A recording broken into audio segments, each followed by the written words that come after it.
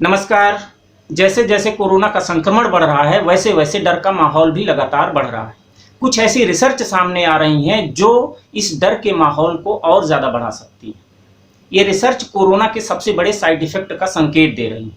ये रिसर्च इनमें से एक है चीन की, दूसरी है फ्रांस की और तीसरी है इंग्लैंड की। ये तीनों रिसर्च जो बात कह रही हैं, अगर सचमुच वैसा हो गया तो दुनिया के लिए एक नया संकट खड़ा हो जाएगा।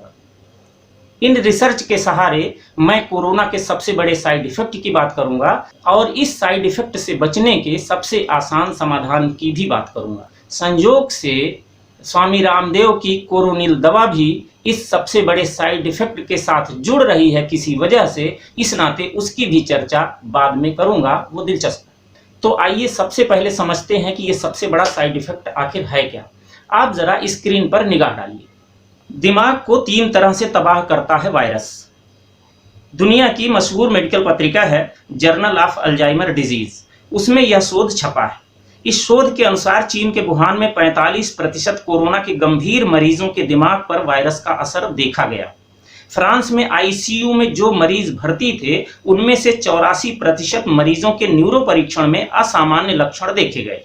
15% मरीज जो ठीक होकर घर भेजे जा चुके थे उनकी निर्णय लेने की क्षमता में कमी देखी गई। ये 3 तरह से खतरा करता है वायरस। पहली स्टेज है कि वायरस नाक और मुंह की कोशिकाओं में रहकर सूंघने और स्वाद लेने की क्षमता में कमी पैदा कर देता है।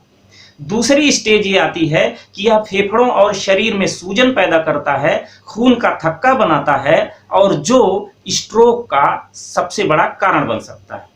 तीसरी स्टेज है कि दिमाग में रक्त वाहिकाओं में जो एक सुरक्षात्मक इंसुलेशन की परत होती है उसको नुकसान पहुंचा देता है, जिससे वायरस के कण मस्तिष्क पर आक्रमण करते हैं और दौरे या कोमा की स्थिति पैदा हो सकती है। तो ये खतरा है। आप सोच सकते हैं कि ये कितना बड़ा खतरा है। अगर सचमुच जो लोग कोरोना से ग्रस्त हुए हैं उनके सामने बाद की जिंदगी में यह खतरा आ गया तो कितनी भयावह स्थिति होगी, कितनी लाचार जिंदगी होगी।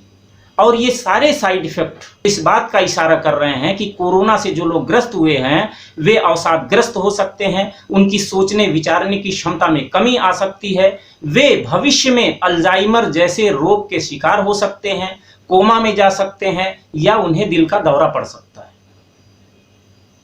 सोचिए कि स्थिति क्या बनेगी। और ये सारी ऐसी स्थितियां हैं जिनकी कोई भी इलाज की स्थिति आज की तारीख में एलोपैथी के पास स्थायी रूप से नहीं है। यहीं पर मैं आपको एक आसान समाधान बताता हूँ। आप में से कई लोग सवाल कर सकते हैं कि साइड इफेक्ट अभी सामने नहीं है तो समाधान पहले से कैसे बताया जा सकता है। तो इसका एक छोटा सा रहस्य है, छोटा रहस्य जो भी होम्योपैथी को जानता है वो जान सकता है। वह यह है कि अगर होम्योपैथी की किसी दवा में ये लक्षण किसी भी बीमारी को, भले ही बीमारी 100 साल बाद आने वाली हो, अगर उसके लक्षण हैं अभी से, तो अभी की दवा 100 साल बाद भी काम करेगी। इससे कोई फर्क नहीं पड़ता कि बीमारी का नाम क्या है या वायरस का नाम क्या है। लक्षण पर काम करती है, हमेशा काम करती है और जबरदस्त काम करती है। और जिस दवा का जिक्र मैं करने जा रहा हूं, जाने कितने लोगों पर, जाने कितनी तरह से मैंने उसका इस्तेमाल किया है और लोगों ने उसका जबरदस्त फायदा उठाया है। इसी नाते मैं ये भी कह रहा हूं कि इस साइड इफेक्ट के हिसाब से इस दवा को मत याद कीजिएगा। इस दवा को इस हिसाब से याद कीजिए कि आपकी जिंदगी में कई दूसरी चीजों में भी ये काम आ सकती है। सबसे पहले तो मैं इस दवा के कुछ गुण आपको बताता हूं कि कैसे इसका इस्तेमाल आप अपने लिए कर सकते हैं, फिर मैं उसका नाम बताऊंगा। ये दवा अवसाद की स्थितियों से बाहर निकाल सकती है। ये दवा एक तरह से नर्व टॉनिक है। नर्व की कोई भी दिक्कत हो, अगर सही समय पर यह दवा इस्तेमाल की गई है तो नर्व की दिक्कतें दूर हो जाती हैं या उनका सामना नहीं करना पड़ता। ये दवा एक तरह से दिमाग की टॉनिक है। बच्चों को अगर समय समय पर बीच बीच में आप देते रहें तो उनके मस्तिष्क की क्षमता, उनकी स्मरण शक्ति ताउम्र बरकरार रहती है। इसी नाते जो वकील हैं, डॉक्टर हैं, वैज्ञानिक हैं, लेखक हैं, पत्रकार हैं या दिमागी काम ज्यादा करते हैं, ऐसे लोग अगर बीच बीच में इस दवा की कुछ खुराकें लेते रहें तो जिंदगी भर उनका दिमाग कभी कमजोर नहीं पड़ेगा, उसकी ताकत बनी रहेगी। ये दवा वास्तव में ऐसी है कि इसका इस्तेमाल सही तरीके से कर लिया जाए तो दुनिया के आधी पागल खाने खत्म हो जाएंगे। और ये अद्भुत इसने परिणाम दिखाए हैं। दुर्भाग्य से इसका प्रचार बहुत कम है। और इस दवा का नाम है कालीफास। बायोकेमी की दवा है, होम्योपैथी की दुकान पर ये मिलेगी आपको। आप इसकी पोटेंसी 6x इस्तेमाल करिए शुरू में। अगर बहुत ज़्यादा लंबे समय तक इस्तेमाल करना हो तो 12x ले सकते हैं। खाने का तरीका इसका ये होगा, 4-4 गोली सवेरे दोपहर शाम या 4-4 घंटे पर आप जीभ पर रखकर चूस लें। जब भी दवा लें आधे घंटे पहले और आधे घंटे बाद तक कुछ खाना पीना नहीं है पानी के अलावा। बिल्कुल आसान है, इसे आप आसानी से कर सकते हैं और कई तरह की बीमारियों से बच सकते हैं। ये दवा एक तरह से अनिद्रा जैसी स्थितियों से भी बचाती है।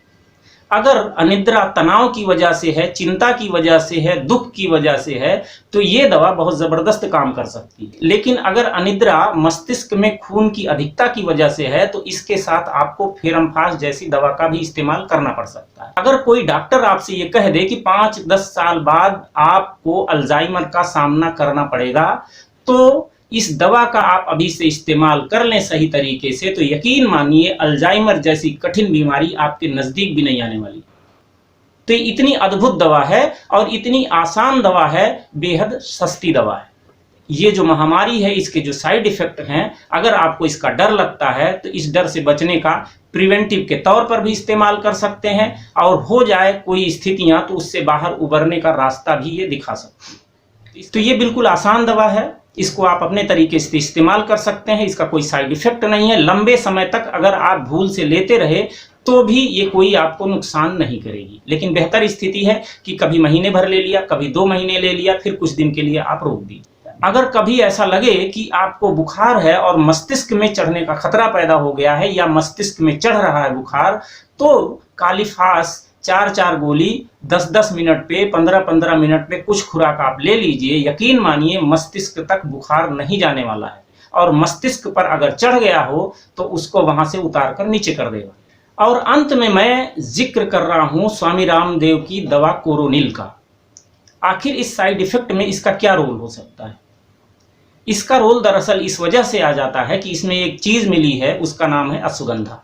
अश्वगंधा के बारे में कई रिसर्च हो चुकी हैं, जिनके हिसाब से इस महामारी में यह बचाव का भी काम कर सकती है, इलाज के तौर पर भी इस्तेमाल हो सकती है, और वैक्सीन बनाने में भी इसका इस्तेमाल किया जा सकता है। असल में इसमें कुछ प्राकृतिक स्टेरॉयड है। अश्वगंधा एक तरह से नर्व टॉनिक भी है।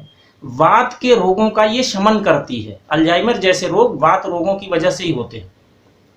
तो कई तरह से अश्वगंधा बहुत प्राचीन समय से और आज की रिसर्च में भी साबित कर रही है अपने आप को कि ये बड़े काम की हो सकती है। अश्वगंधा क्षतिग्रस्त कोशिकाओं की मरम्मत करने का जबरदस्त काम करती है।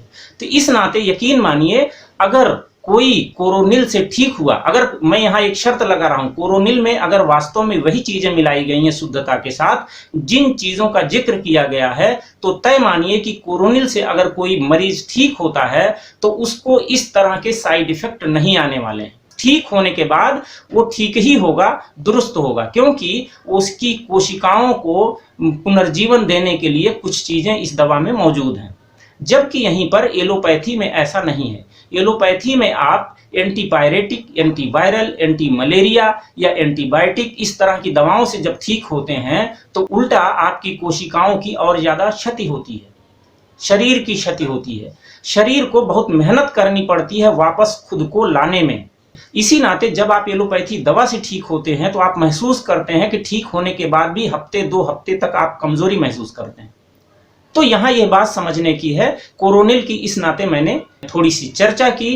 कुल मिलाकर इतना निष्कर्ष है, साइड इफेक्ट अगर आएगा तो खतरनाक हो सकता है, लेकिन इस खतरे से निपटने के हमारे पास बहुत आसान रास्ते मौजूद हैं। अगर ये समाधान काम का लग रहा हो तो इस वीडियो को इतना ज़्यादा शेयर कीजिए कि ज़्यादा से ज़्यादा लोगों तक ये बात पहुँचे और लोगों के मन से ये डर का माहौल ख़त्म हो।